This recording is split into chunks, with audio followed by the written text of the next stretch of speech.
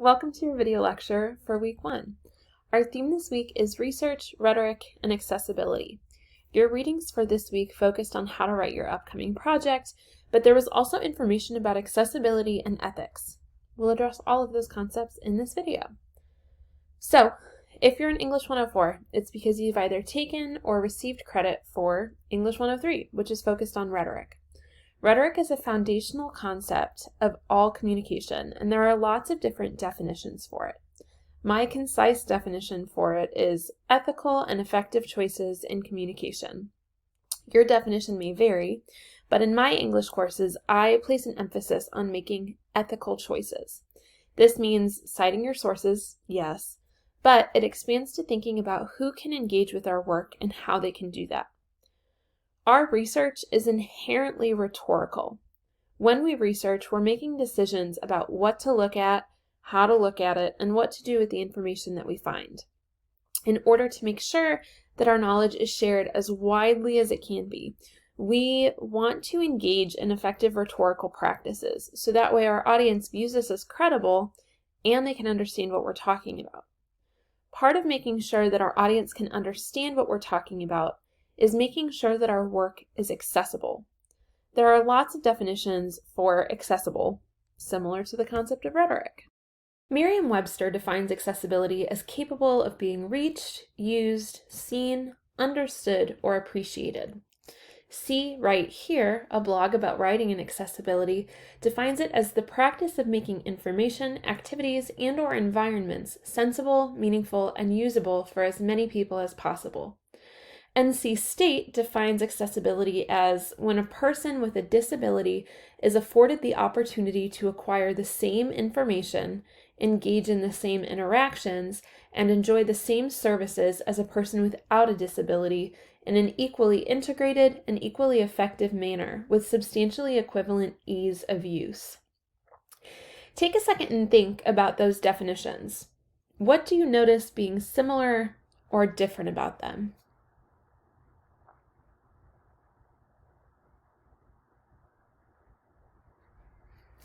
Oftentimes, people think of accessibility as inherently tied to disability, like we can see in the NC State definition.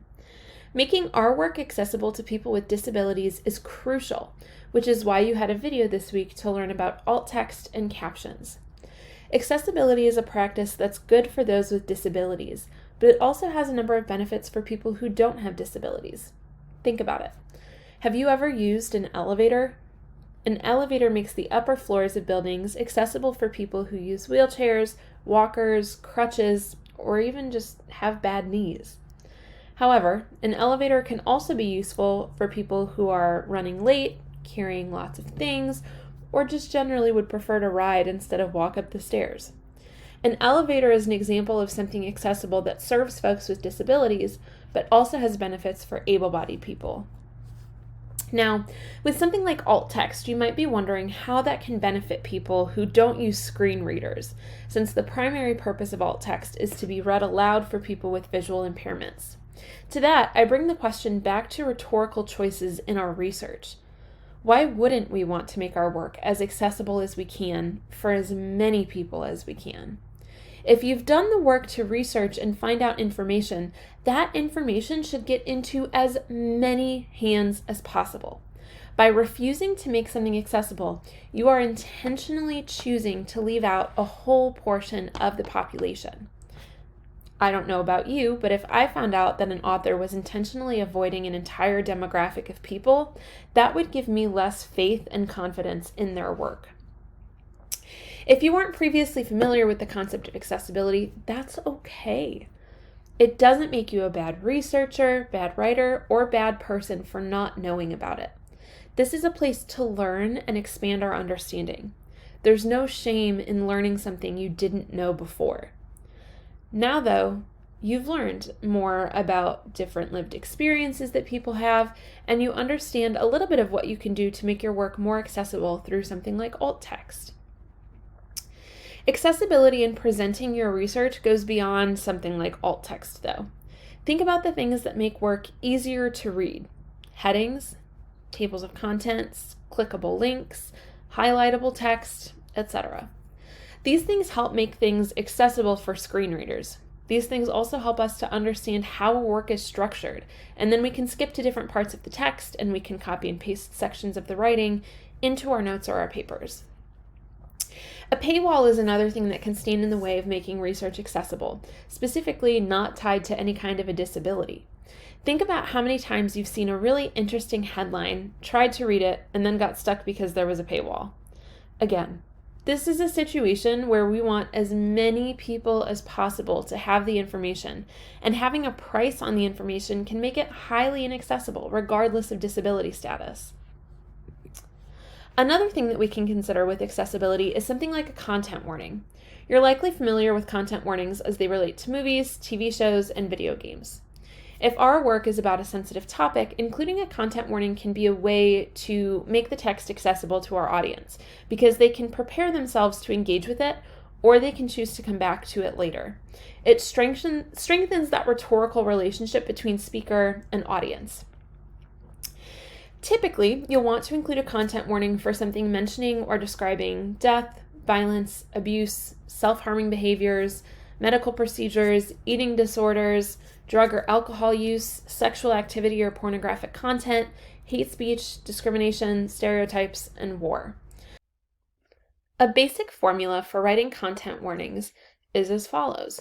This, whatever the text is, will contain description, depiction, images, discussion, etc. of the topic. I am including this content for justification.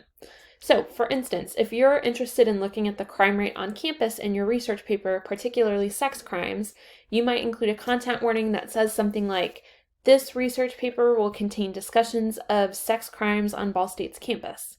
I am including this content to show the pervasive problem and promote solutions to decreasing the sex crime rates." Then, your readers can choose how they would like to engage with the text, and you avoid making your work inaccessible. It's just a considerate thing to do for your audience members.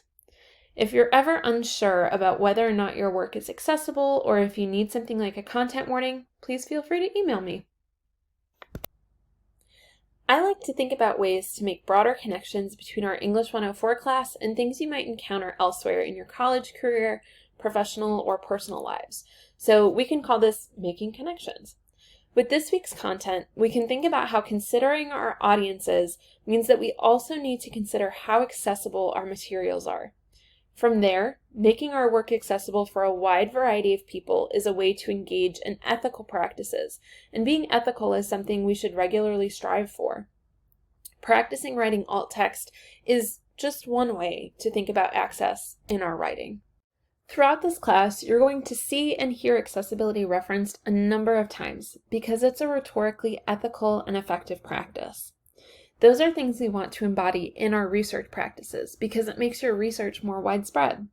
So, now that you know about how to start making your own work more accessible, you can start to enact it on your own.